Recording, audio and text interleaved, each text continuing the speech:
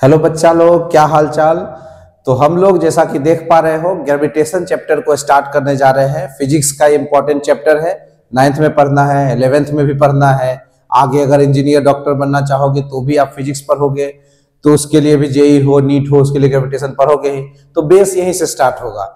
तो हम लोग इस चैप्टर को ग्रेविटेशन को हम लोग पढ़ने की कोशिश करेंगे। स्टार्ट करते हैं इस चैप्टर को, 2-3 वीडियो में इसको हम लोग कंप्लीट कर लेंगे।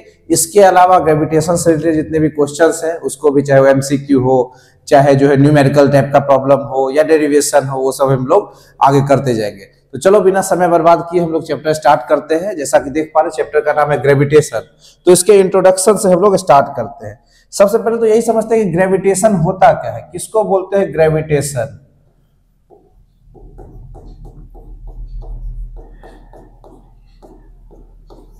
ग्रेविटेशन किसको बोलेंगे ग्रेविटेशन, वो देखिए।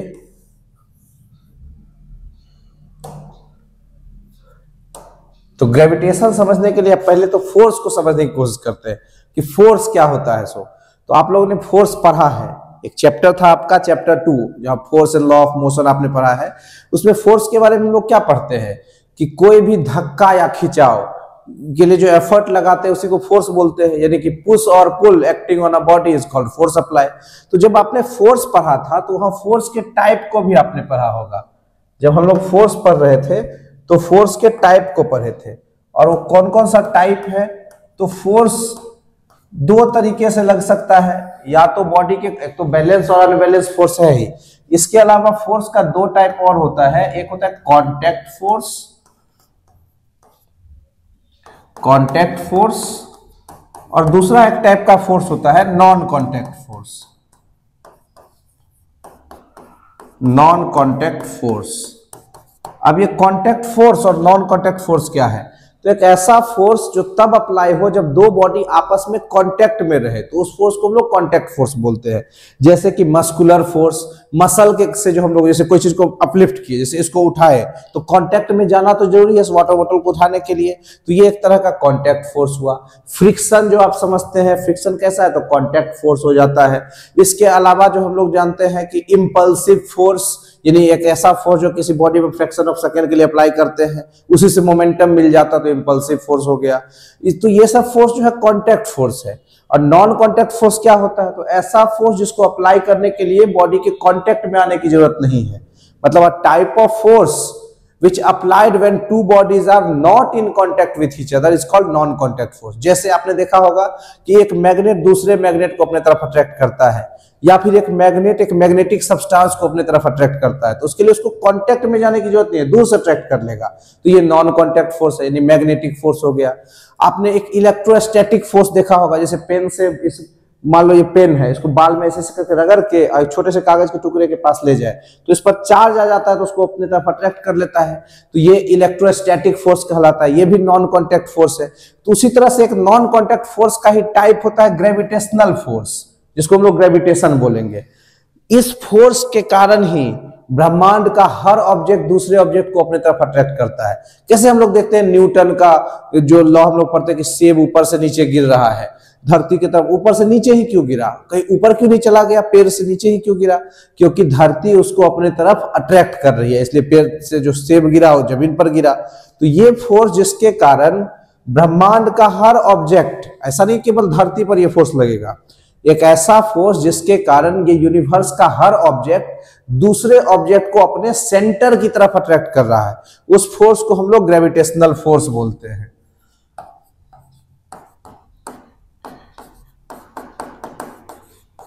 ग्रेविटेशनल फोर्स कहलाता है। तो यहीं से ग्रेविटेशनल फोर्स के बारे में पढ़ेंगे, यानी ग्रेविटेशन जो हम लोग पढ़ेंगे तो इसमें ग्रेविटेशनल फोर्स के बारे में ही पढ़ेंगे। तो पहले तो ये ग्रेविटेशन का डेफिनेशन या ग्रेविटेशनल फोर्स का डेफिनेशन क्या हो जाएगा, तो a force of attraction due to which one object attracts every other object towards its centre, एक ऐसा फोर्स जिसके कारण ब्रह्मांड का हर ऑब्जेक्ट दूसरे ऑब्जेक्ट को अपने सेंटर की तरफ अट्रैक्ट करता है, वही फोर्स जो है वो कहलाता है ग्रेविटेशनल फोर्स, या इसी को आम बोलचाल भाषा में हम लोग ग्रेविटी बोलते हैं। अब जब हम लोगों ने ये पढ़ा कि ग्रेविटेशनल फोर्स के कारण ब्रह्मांड का हर ऑब्जेक्ट दूसरे ऑब्जेक्ट को अपनी तरफ अट्रैक्ट करता है, तो चूंकि ये फोर्स जो है पूरे ब्रह्मांड में लागू होता है, तो इसके लिए जो लॉ भी होंगे वो यूनिवर्सल लॉ हो जाएंगे। तो उसको मतलब इस के लिए जो नियम एप्लीकेबल है पूरे ब्रह्मांड के लिए एप्लीकेबल है, तो उन नियमों को हम लोग यूनिवर्सल लॉ ऑफ ग्रेविटेशन के नाम से जानते हैं।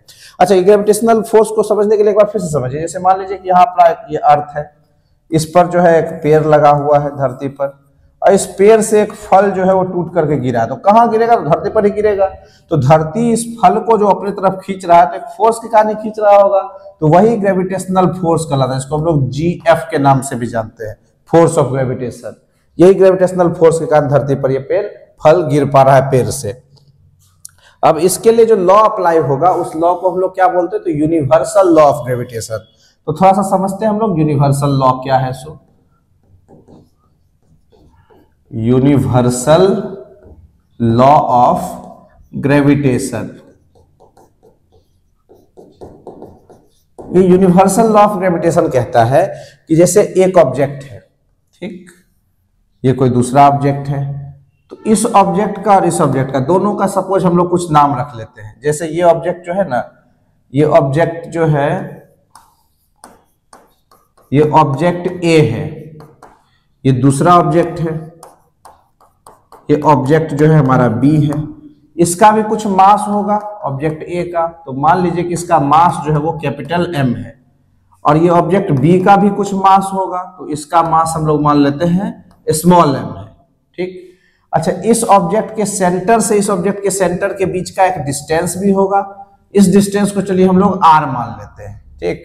तो ये यूनिवर्सल लॉ ऑफ ग्रेविटेशन कहता है, इसमें दो लॉ हो जाते हैं। तो पहला law universal law of gravitation कहता है कि जो फोर्स ऑफ ग्रेविटेशन इन दोनों ऑब्जेक्ट के बीच में अप्लाई होगा वो डायरेक्टली प्रोपोर्शनल होगा इनके मास के प्रोडक्ट के, यानी the force of gravitation applied between two objects is directly proportional to the product of their masses. Force of gravitation को सपोज अगर हम लोग Fg के साइन से रिप्रेजेंट करते हैं, तो Fg प्रोपोर्शनल टू क्या हो जाएगा? m into m। और दूसरा लॉ कहता है कि ये जो फोर्स ऑफ ग्रेविटेशन है वो इनवर्सली प्रोपोर्शनल है इनके बीच के डिस्टेंस के स्क्वायर के। अब इसको कैसे समझेंगे? तो पहला को तो हम लोग इस तरह से समझेंगे कि दो ऑब्जेक्ट जितना ज्यादा भारी होगा उनके बीच लगने वाला फोर्स ऑफ ग्रेविटेशन उतना ज्यादा होगा, ठीक, क्योंकि दोनों के मास के प्रोडक्ट के है। जबकि दो ऑब्जेक्ट के बीच का दूरी जितना बढ़ाएंगे उनके बीच लगने वाला फोर्स ऑफ ग्रेविटेशन उसके स्क्वायर टाइम्स रिड्यूस होगा। जैसे मान लीजिए दूरी को 2 गुना बढ़ा दिए तो फोर्स बढ़ेगा या घटेगा? तो चूंकि इनवर्सली प्रोपोर्शनल है, अगर हम लोग इसको सिंबलाइज करें तो Fg जो है इनवर्सली प्रोपोर्शनल इनके बीच के डिस्टेंस के स्क्वायर के, तो यानी इनके बीच लगने वाला force of gravitation square times reduce होगा। तो दूरी अगर 2 गुना कर दिया जाए तो उनके बीच लगने वाला फोर्स 4 टाइम्स रिड्यूस हो जाएगा। दूरी 3 गुना कर दिया जाए तो स्क्वायर 3 का स्क्वायर 9 टाइम्स रिड्यूस होगा। दूरी को 4 गुना बढ़ा दिया जाए तो फिर उनके बीच लगने वाला force of gravitation 9 times reduce हो जाएगा। तो इन दोनों को अगर हम लोग रिलेट कर दें, इन दोनों को मिला लें, तो एक नया फॉर्मूला हम लोग ऐसे बोल सकते हैं कि ये जो Fg है प्रोपोर्शनल है m बटा r स्क्वायर के। अब प्रोपोर्शनैलिटी का साइन हटाएंगे तो बदले में कुछ तो कांस्टेंट लिखेंगे हम लोग, तो वो कांस्टेंट क्या है? तो प्रोपोर्शनैलिटी का साइन हटा करके हम लोग यहाँ पर लिखते हैं कि ये Fg जो है इज इक्वल टू, कांस्टेंट में हम लोग लिख देते हैं कैपिटल G, और फिर से यहाँ हो जाएगा m बटा r स्क्वायर। अभी जो हम लोगों ने कैपिटल G लिखा है ये तो कांस्टेंट की जगह आया है, तो इसको हम लोग बोलते हैं यूनिवर्सल ग्रेविटेशनल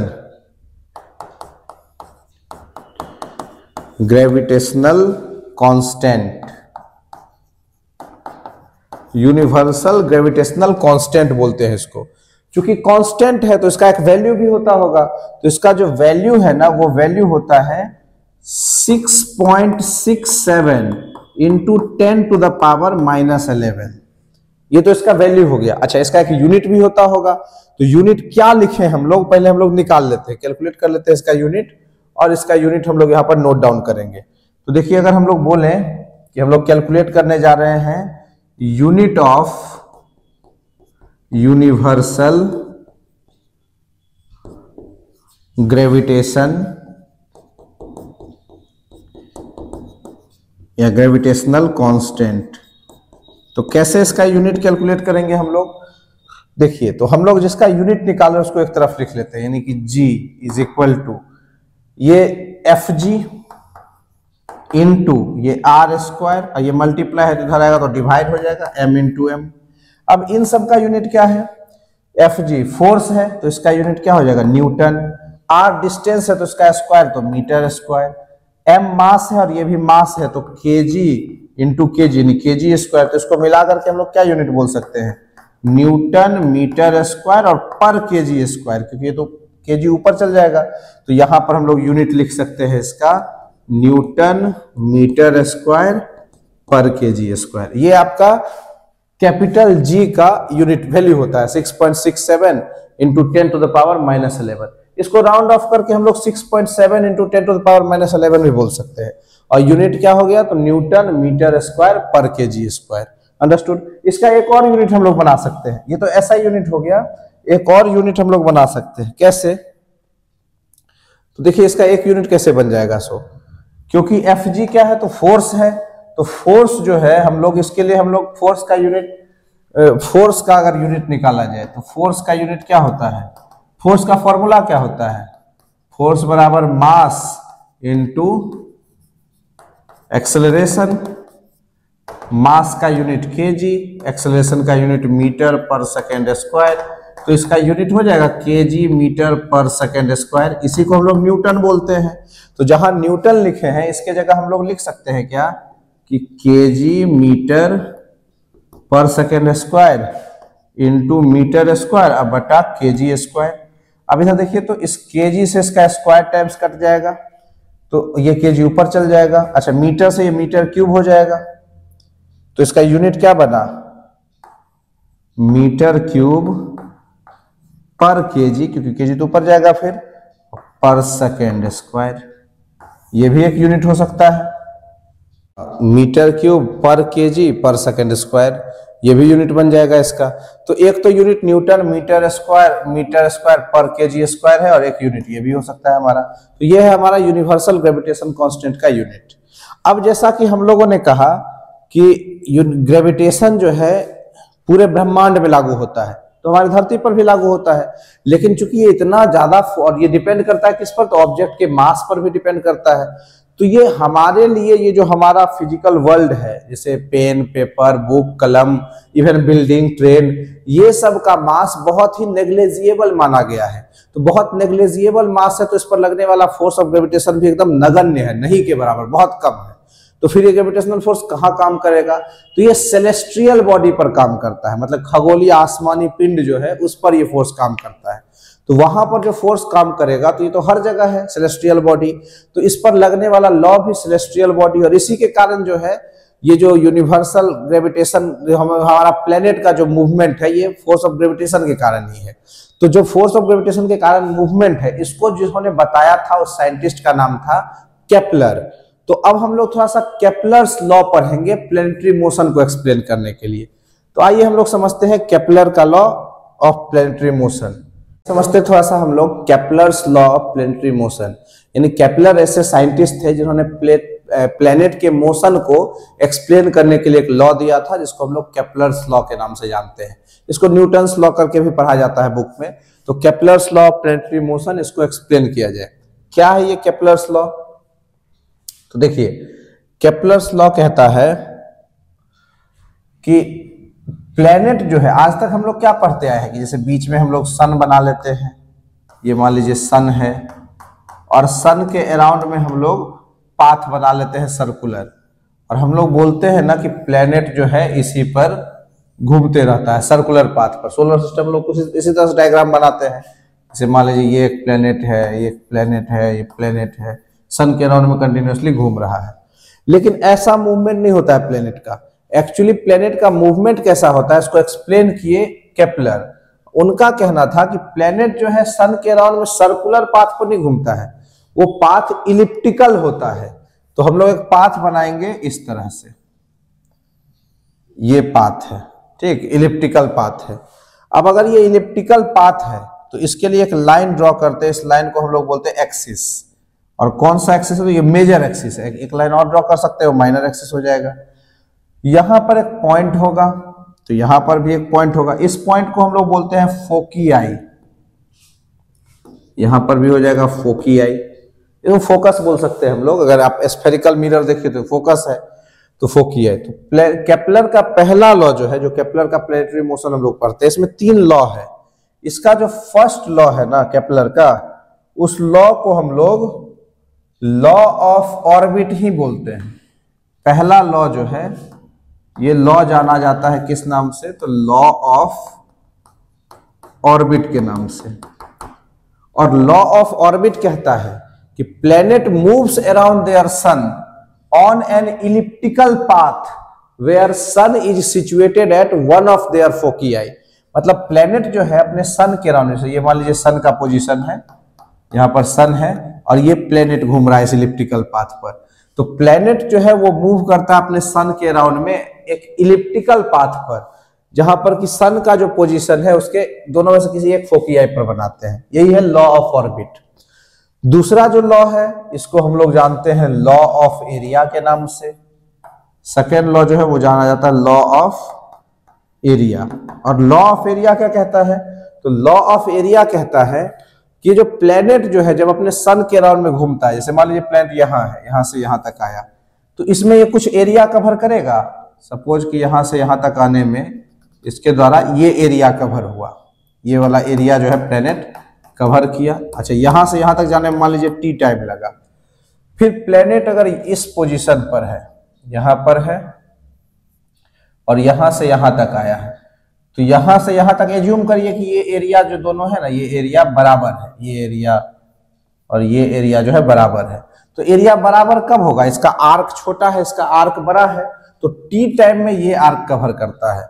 यानी कि केपलर का जो दूसरा लॉ है वो कहता है लॉ ऑफ एरिया, कि planet covers equal area in equal interval of time. यानी कि अगर टी टाइम में ये प्लेनेट यहां से यहां तक गया है, तो टी टाइम में ये प्लेनेट यहां से यहां तक भी आया है। क्यों? क्योंकि उसको इक्वल टाइम में इक्वल एरिया कवर करना है।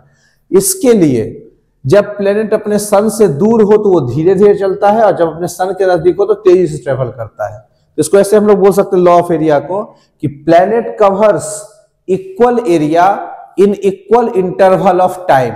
For this it travels slower when it is away from their sun and it travels faster when it is near to their sun। Planet जो है जब अपने सन के नजदीक रहता है तो बहुत तेजी से ट्रेवल करेगा, और जब सन से दूर रहता है तो वो धीरे धीरे ट्रेवल करता है। मेरे ख्याल से 2 पॉइंट समझ में आ गया होगा। तीसरा पॉइंट जो है इसको हम लोग लॉ ऑफ पीरियड के नाम से जानते हैं। लॉ ऑफ पीरियड, इसको हम लोग ऐसे भी पढ़ते हैं R cube proportional to T square. अब ये आर क्यू क्या है और टी स्क्वायर क्या है? तो आर जो है वो डिस्टेंस बिटवीन द सन मतलब स्टार एंड द प्लेनेट है, और टी जो है ये टाइम है। तो इसको हम लोग इनवर्स स्क्वायर रूल भी बोलते हैं, कि लॉ ऑफ पीरियड बोलिए, लॉ ऑफ एरिया तो बोल ही दिए कि ये जो डिस्टेंस का क्यूब है वो इनवर्सली प्रोपोर्शनल होता है टाइम के स्क्वायर के। अब ये प्रूव किया जाता है कि ये वैल्यू आया कैसे, तो देखिए इसको हम लोग प्रूव करेंगे कि R cube proportional to T square. तो इसके लिए हम लोग क्या करते हैं कि एक ऑर्बिट फिर से बना लेते हैं यहाँ पर, कि मान लीजिए ये सन के अराउंड इलिप्टिकल पाथ है, थोड़ा अच्छा से ऑर्बिट बनाया जाए। ये मान लीजिए कि सन के अराउंड में इलिप्टिकल पाथ है, ठीक। इस पाथ पर ये एक्सिस है, और यहां पर मान लीजिए फोकियाई है जिस पर सन का पोजीशन है। ये मान लीजिए सन है और ये मान लीजिए कोई प्लेनेट है, ठीक। तो सन से इस प्लेनेट का एक डिस्टेंस भी है। अब अभी हम लोगों ने क्या पढ़ा कि जो फोर्स ऑफ ग्रेविटेशन है वो ब्रह्मांड का हर ऑब्जेक्ट दूसरे ऑब्जेक्ट पर लगाता है। तो सन भी प्लेनेट की तरफ फोर्स लगा रहा होगा, तो प्लेनेट भी सन की तरफ फोर्स लगा रहा होगा, दोनों एक दूसरे को अपनी तरफ अट्रैक्ट कर रहा होगा। तो यहां पर जो है हम लोग लिख सकते हैं कि force applied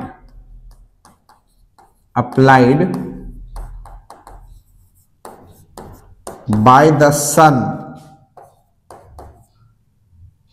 towards the planet,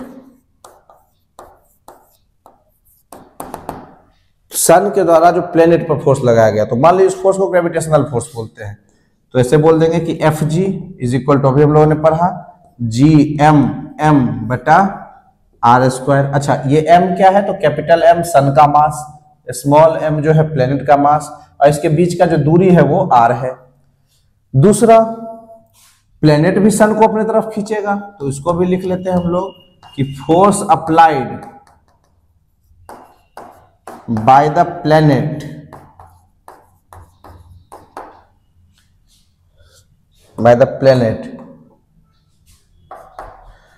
towards the sun, planet के द्वारा सन की तरफ फोर्स लगाना, तो ये फोर्स सेंटर की तरफ लगा, तो इस फोर्स को हम लोग बोलते हैं सेंट्रीपिटल फोर्स। सेंट्रीपिटल फोर्स क्या होता है कि type of force which apply towards the centre of the other body, दूसरे बॉडी के सेंटर की तरफ जो फोर्स अप्लाई होगा उसको सेंट्रीपिटल फोर्स बोलेंगे। तो मान लीजिए उसको हम लोग साइन दे देते हैं एफ सी का, एफ मतलब फोर्स है, सी मतलब सेंट्रीपिटल, तो एफ सी बराबर होता है फॉर्मूला एम वी स्क्वायर बटा आर, एम वी स्क्वायर बटा आर। एम मतलब मास ऑफ ऑब्जेक्ट हो गया, मास ऑफ प्लेनेट हो गया, स्मॉल एम लिखे हैं, भी मतलब जिस वेलोसिटी से वो घूम रहा है, और आर उसके बीच का डिस्टेंस हो गया, यानी एम वी स्क्वायर बटा आर। अब हम लोगों ने न्यूटन का थर्ड लॉ पढ़ा है। क्या पढ़ा है हम लोग न्यूटन का थर्ड लॉ? कि according to Newton's third law of motion, Newton के मोशन का थर्ड लॉ क्या कहता है कि every action having equal and opposite reaction. तो मान लीजिए कि एक्शन जो है वो है एफ जी, और रिएक्शन जो है वो है एफ सी, और अपोजिट है तो माइनस का साइन दे दिए। अब एफ जी का वैल्यू पुट कर देते हैं, तो एफ जी का वैल्यू क्या है? तो एफ जी का वैल्यू है capital G capital M small M बटा आर स्क्वायर, और एफ सी का वैल्यू क्या है? तो एम वी स्क्वायर बटा आर। अच्छा, v क्या है? तो वेलोसिटी है, और वेलोसिटी मतलब डिस्प्लेसमेंट बाय टाइम, इसको हम लोग लिख लेते हैं v जो है ये वेलोसिटी है। और हम लोगों ने पहले चैप्टर में पढ़ा था कि वेलोसिटी जो होता है वो इज इक्वल टू होता है किसके? तो डिस्प्लेसमेंट बाय टाइम के। तो अगर डिस्प्लेसमेंट बाय टाइम है तो डिस्प्लेसमेंट कितना होगा? तो एक चक्कर लगा लिए तो 2 पाई आर, और टाइम तो t है ही। तो अगर हम लोग इसको लिखे तो इस तरह से लिख सकते हैं कि g capital M small m बटा R square is equal to small m, और v की जगह पर 2 पाई r का स्क्वायर बटा r इंटू टाइम यानी t, और t का भी स्क्वायर। अब इसको सॉल्व किया जाए तो capital G capital M small m बटा R square is equal to small m 2 का स्क्वायर 4, फिर पाई स्क्वायर r स्क्वायर बटा r इंटू टी स्क्वायर, इसको स्मॉल t लिख लेते हैं टी स्क्वायर। अब देखिए तो ये स्मॉल m से ये स्मॉल m कट जाएगा, क्रॉस मल्टीप्लाई कर लेते हैं, तो क्रॉस मल्टीप्लाई कर लेंगे तो इसका रिजल्ट क्या आ जाएगा? क्रॉस मल्टीप्लिकेशन करने के बाद तो इसका रिजल्ट आ जाएगा हमारा capital G capital M R T square is equal to 4 pi square, और यहां से R। अच्छा, एक चीज और है, इस R से इसका ये स्क्वायर कट जाएगा, क्योंकि एक ही साइड में है तो कट जाएगा ये। तो और थोड़ा सा इसको सुधार ले हम लोग, इसको थोड़ा सुधार ले, पीछे तो पीछे नहीं जाएगा। देखिए अगर हम लोग इस स्क्वायर से ये R काट लिए तो क्या बचेगा? तो बचेगा G M T square is equal to 4 pi square और r का क्यू, स्क्वायर इंटू आर, तो आर क्यू हो जाएगा। अब इसमें देखिए कौन चीज क्या है? So g universal gravitation constant fix value, capital M जो है वो मास ऑफ सन है जो कि फिक्स है, 4 जो है वो फिक्स है, पाई जो है वो फिक्स है, r और t जो है ये चेंज होगा। मतलब इसमें कुल मिला के देखा जाए तो कुछ टर्म ऐसे है जो कांस्टेंट है और कुछ टर्म ऐसे हैं जो वेरिएबल है। तो अगर हम लोग कांस्टेंट और वेरिएबल को अलग अलग करके लिख ले तो कैसे लिख सकते हैं इसको?